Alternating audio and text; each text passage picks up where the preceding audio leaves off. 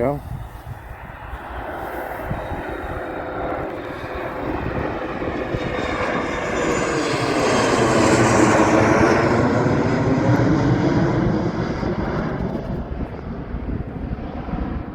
It's an unusual takeoff. They normally take off from the other way.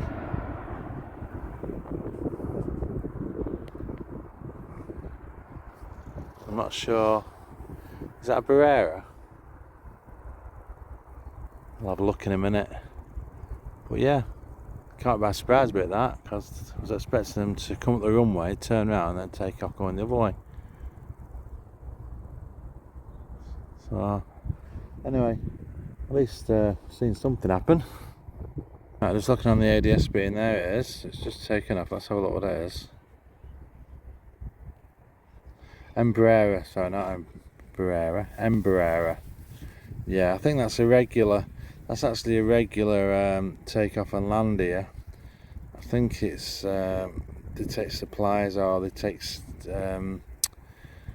workers to certain areas, or pick workers up from somewhere. I'm not 100% sure, but yeah, that's what we've just seen. Embraer EJR 145. So yeah, at least you've seen something anyway.